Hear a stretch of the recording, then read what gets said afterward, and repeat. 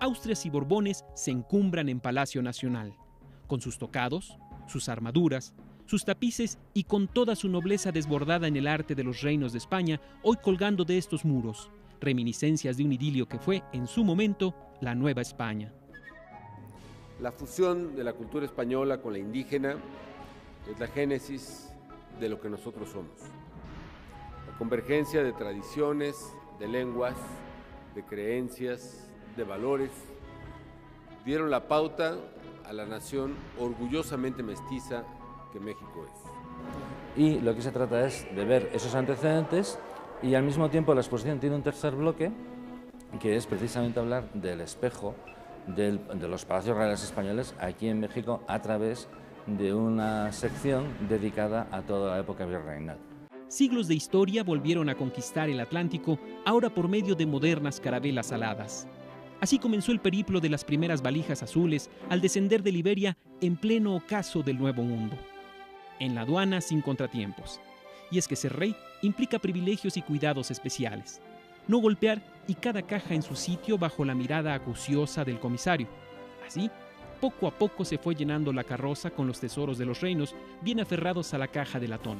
Celosamente custodiados, los Borbones y los Austrias poco pudieron ver en su trayecto por el Nuevo Mundo, aunque eso sí, la escolta abrió paso a la realeza hasta alcanzar la plaza donde Hernán Cortés pretendió alzar su palacio, morada de virreyes y autoridades de la corona que durante 300 años impusieron la cruz de su reino. Palacio Nacional, después de haber sido primero el Palacio de Moctezuma II, formó parte de la red de palacios reales de España. Entonces, un poco a través de esta muestra muy generosa que nos presta España, que por cierto es la mayor que jamás España haya montado en ningún país, ni siquiera en España, sobre su propio patrimonio, nos ha brindado estas piezas. Entonces es la primera muestra internacional, tiene que ver sobre nuestra propia historia de este palacio y es una historia muy poco conocida. Poca gente sabe qué pasó con Palacio Nacional durante los años del virreinato e incluso un poco antes. De eso se trata. Una a una, las valijas entraron a Palacio, pero aún había que cruzar el jardín botánico para entrar a la galería.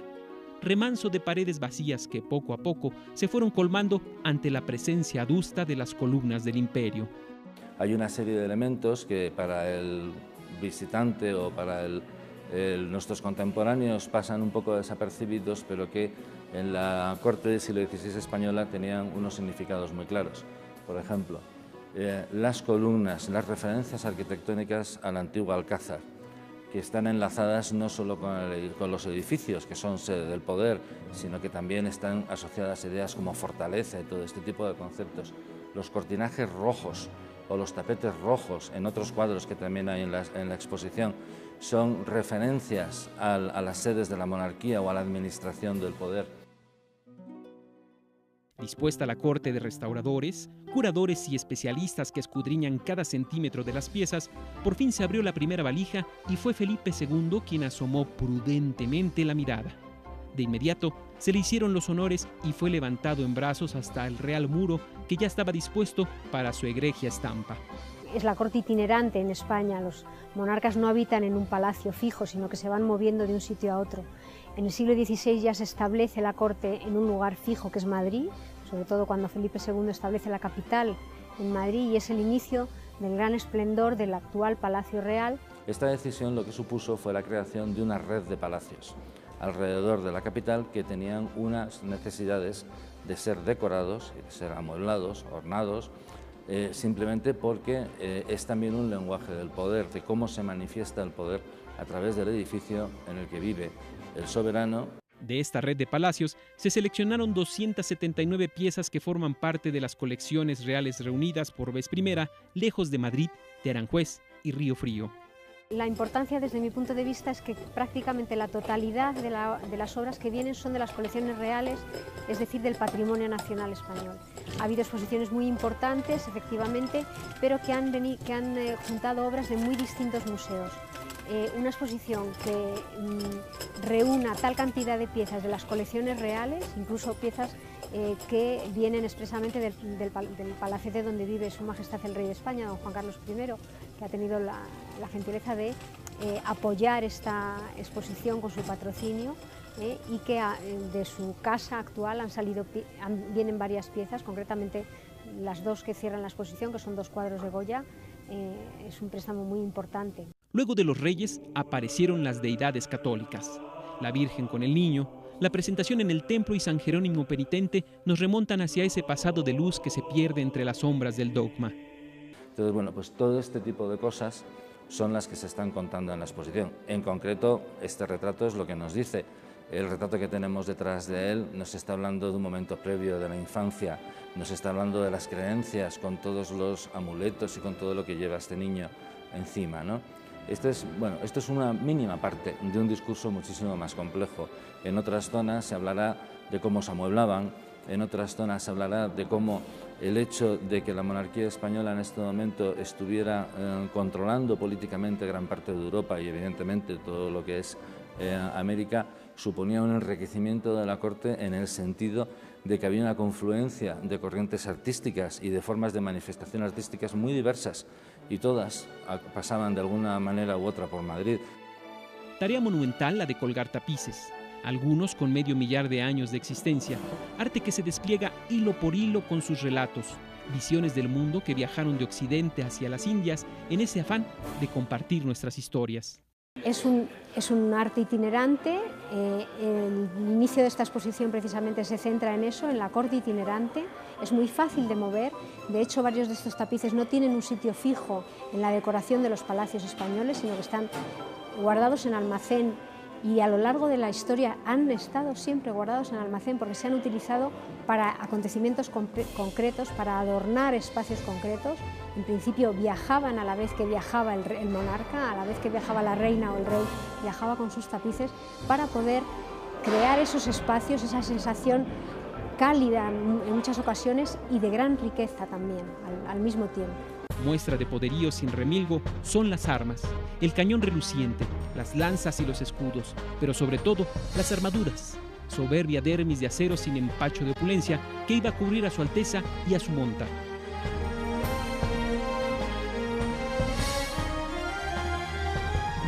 La armería no hay que entenderla nunca, jamás, en una corte en un sentido militar. La armería era digamos que el equipamiento deportivo, literalmente, de un príncipe o de un señor de ese momento. No eran armaduras para la guerra, eran armaduras para torneos, para justas, para juegos caballerescos, para paradas triunfales. Tenían un sentido de representación y tenían una virtud absolutamente deportiva. Por hacer un símil moderno, es como si a ellos les gustara jugar al rugby, tuvieran cascos, protectores y todo ese tipo de cosas. Pues está unido también a esta idea de que el rey o la casa real, los miembros de la familia real o de la aristocracia tienen que transmitir esa imagen de poder. ¿Cómo? Pues a través de la decoración, a través de unos materiales muy ricos, a través de unos objetos que en realidad son trajes de alta costura hechos en acero porque eran terriblemente costosos. Solo había 3 o 4 sitios en toda Europa donde se podían hacer, ¿no? Eso es de lo que nos habla esta armería. Y la armería aquí también está queriendo hablar un poco de esto, ¿no? Y de los lenguajes políticos y de los mensajes de tipo religioso o cómo transmite las creencias o las mentalidades. Porque en este momento de lo que estamos hablando también en la exposición es de un tránsito de un mundo medieval. Tratamos Edad Media, tratamos Renacimiento, tratamos Barroco y nos quedamos en las puertas en el neoclasicismo. Inconclusa quedaría esta historia sin su capítulo de este lado del Atlántico con el Real Palacio, la casona que Cortés se hizo construir sobre la morada de Moctezuma y que luego la corona le compró a este para hospedar dignamente a los virreyes novohispanos. Hay que recordar que Palacio Nacional durante el virreinato se llamaba el Real Palacio. Esto quiere decir que formaba parte del circuito de los reales palacios de la monarquía española. Posteriormente, a partir de la independencia, ya toma el nombre de Palacio Nacional y justamente ahora nos encontramos en la sección dedicada al Palacio Novohispano. Como podrá observar el público, esta sección está conformada por la colección de retratos de virreyes que vivieron en este palacio y que esta colección de retratos estuvo aquí en Palacio Nacional.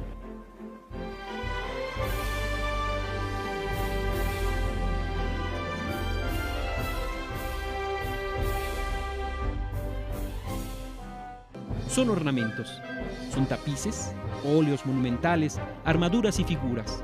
Son los tesoros de los palacios reales de España, una historia compartida ahora en Palacio Nacional.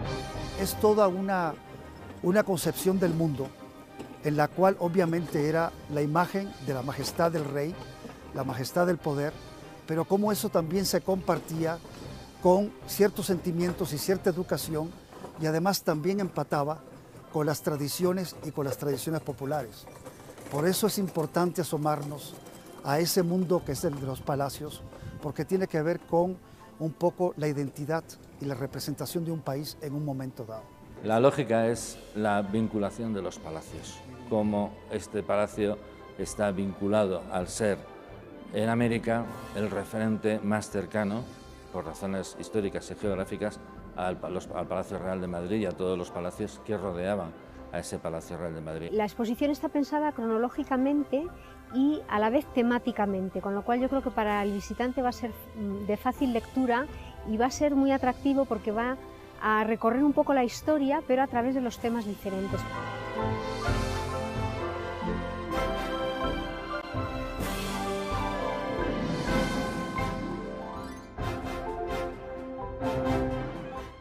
Hoy esta gran exposición, Tesoros de los Palacios Reales de España, una historia compartida, refrenda precisamente la hermandad y la gran cercanía entre los pueblos español y mexicano.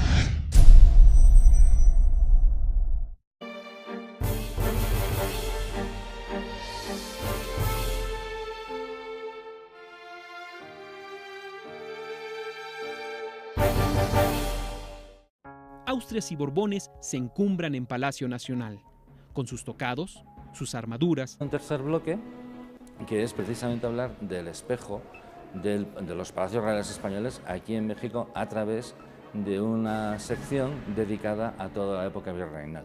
Siglos de historia volvieron a conquistar el Atlántico, ahora por medio de modernas carabelas aladas.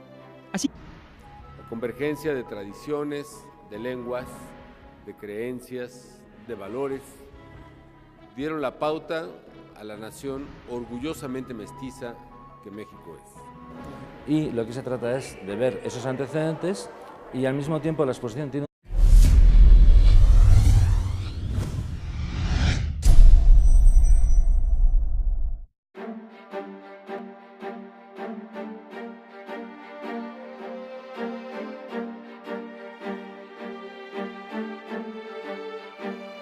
sus tapices y con toda su nobleza desbordada en el arte de los reinos de España, hoy colgando de estos muros, reminiscencias de un idilio que fue, en su momento, la Nueva España. La fusión de la cultura española con la indígena es la génesis de lo que nosotros somos.